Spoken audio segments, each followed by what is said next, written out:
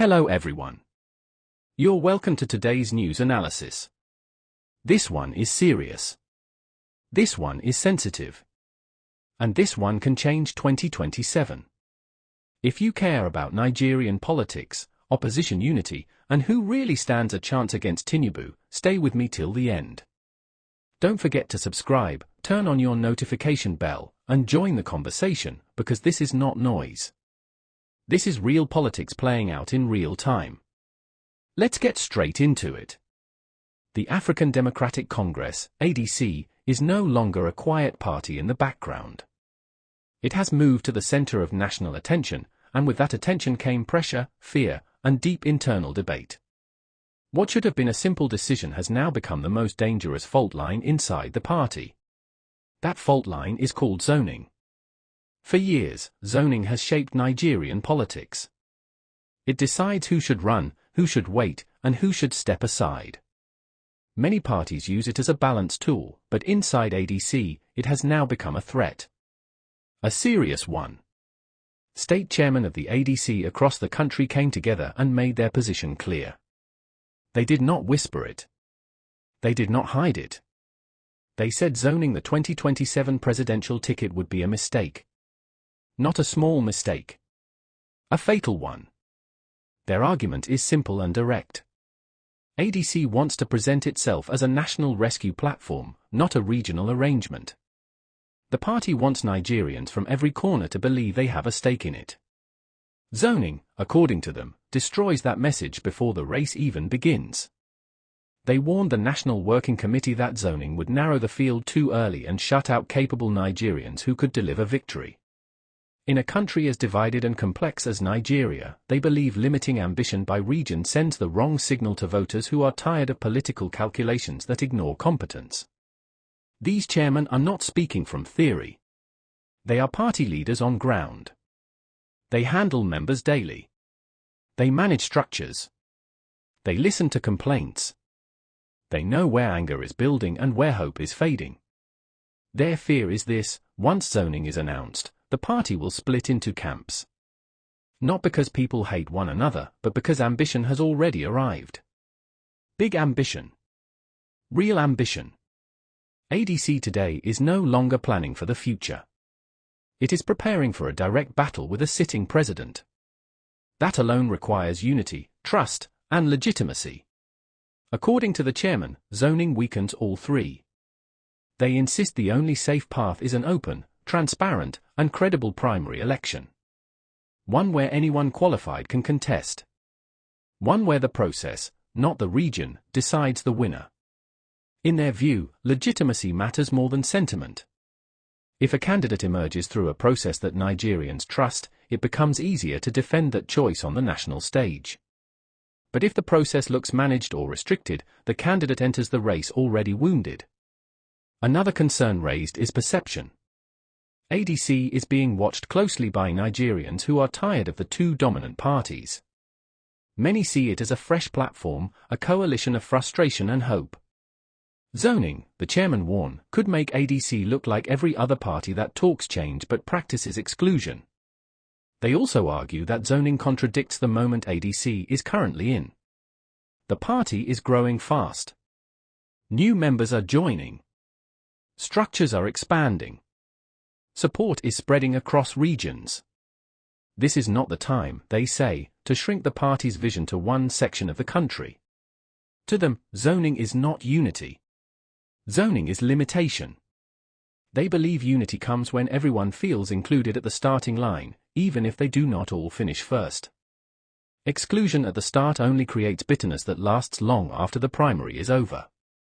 One key point they emphasized is this: elections naturally create winners and losers.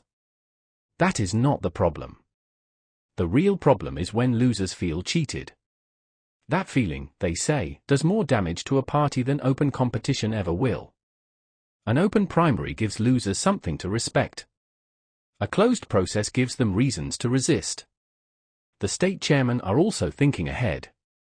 They are not only focused on winning the ticket, but on surviving the campaign season. They know that 2027 will be hard. Resources will be stretched. Attacks will be fierce. Only a united party can survive that pressure. Their warning is not emotional. It is strategic. They are telling the party leadership that zoning might look like a shortcut to balance, but it is actually a shortcut to internal crisis. Once that door opens, it will be difficult to close. This is already intense. The battle has not started on the ballot. It has started inside the party. And the line has been drawn. The tension inside the African Democratic Congress did not rise by accident. It grew because the party suddenly became important. Once ADC was adopted as a coalition platform, everything changed. The party moved from the edge of politics to the center, and with that shift came serious interests, sharp ambitions, and heavy expectations. In July 2025, opposition leaders searching for a common ground settled on ADC. That decision alone reshaped the party's future. It was no longer just another registered platform. It became a possible vehicle to challenge President Bola Tinubu in 2027. From that moment, every internal decision began to carry national weight. The leadership structure also changed. Former Senate President David Mark emerged as national chairman. Former Osun State Governor Ralph Arigbisola became national secretary. Their presence signaled order, experience, and a plan to build a strong national machine. Party structures were reviewed. State chapters were energized. Membership increased. Then the high-profile entries began. Former Rivers State Governor Rotimi Amaechi joined the party in July. His entry was seen as strategic and deliberate. In November, former Vice President Atiku Abubakar followed. His move confirmed that ADC was now a serious presidential battleground. On December 31st, former Anambra State Governor Peter Obi formally joined, ending months of speculation and negotiation. Each of these figures arrived with political weight, loyal followers, and clear ambition. None of them joined to play a minor role. Their presence immediately raised the stakes inside the party and intensified the zoning debate. Supporters of Peter Obi began pushing for the presidential ticket to remain in the South. Their argument was based on balance and fairness, pointing to the belief that power should stay in the South in the next election cycle. They viewed zoning as a protective tool to secure that outcome. On the other side, Atiku Abubakar's allies and several party leaders rejected this idea. They argued that ADC must not repeat the same patterns that weakened other parties. Atiku himself had already made his position clear on several occasions. He stated openly that he would not step down for anyone and that the contest should be decided through party primaries. This clash of positions exposed a deeper issue. ADC was trying to merge different political cultures into one structure. Some members were used to zoning as a rule. Others saw it as a barrier. The party leadership found itself managing expectations from powerful blocs while trying to maintain internal balance. The delay in Peter Obi's formal entry into the party became part of the conversation. Many insiders acknowledged that zoning disagreement slowed down negotiations. It was not just about joining a party, but about understanding the rules that would guide the presidential race. Until those rules became clearer, trust remained limited. State chairmen watching these developments grew concerned. They saw how quickly disagreements could harden into divisions. They also understood that once aspirants begin mobilizing supporters, any perception of unfairness could lead to open conflict. From their perspective, the issue was no longer theoretical. It had become urgent. The presence of multiple strong aspirants meant that any attempt to limit the race by region would be seen as deliberate exclusion.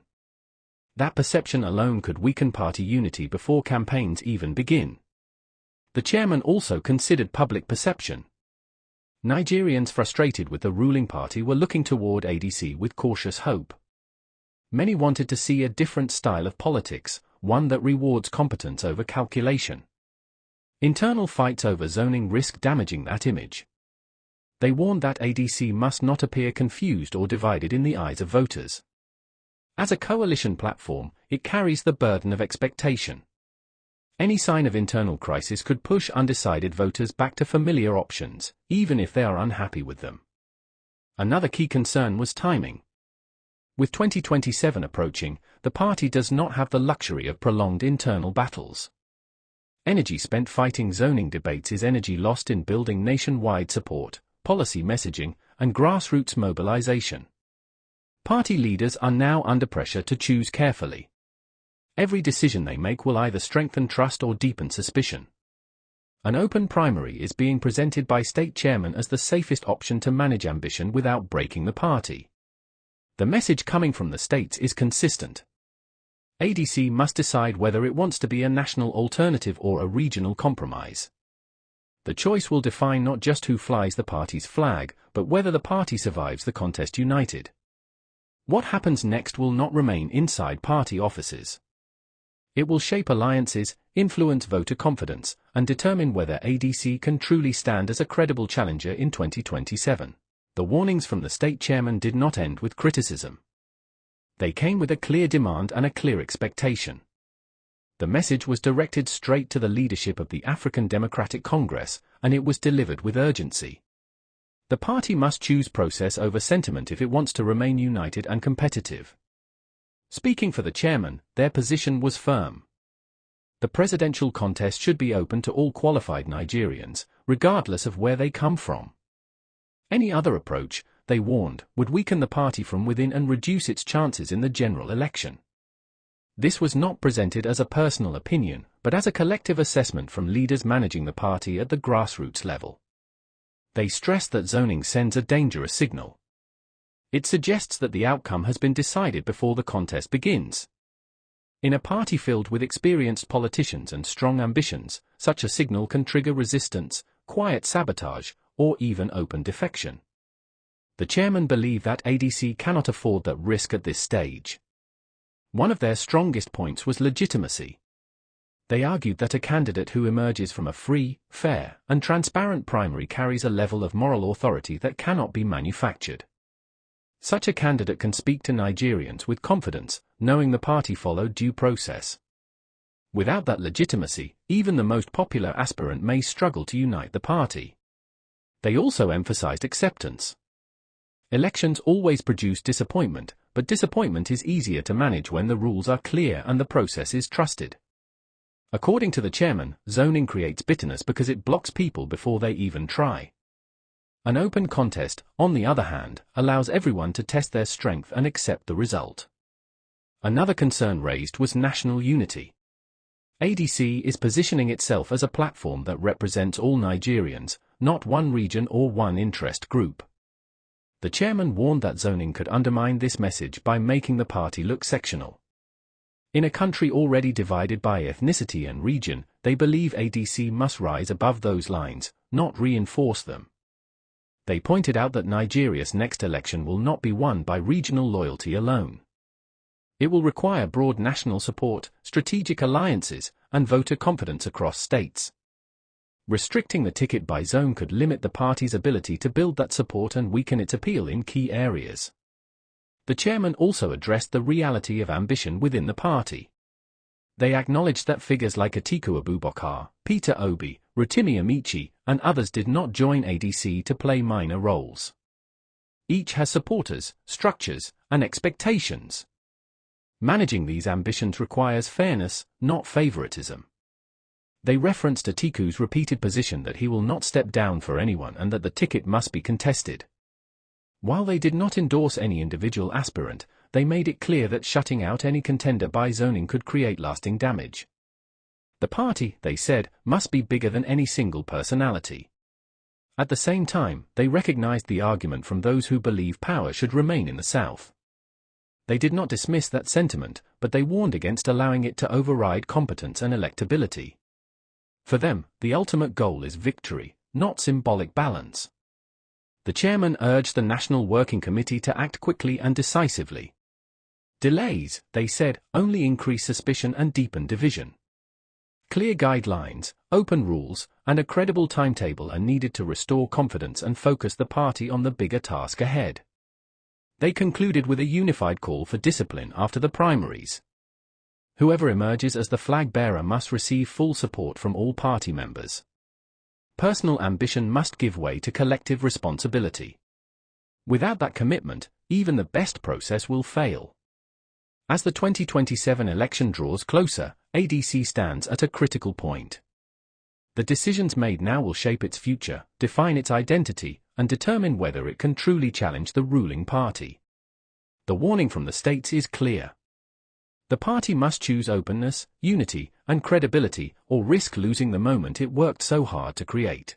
The debate within the African Democratic Congress has now moved beyond internal discussion into a national issue.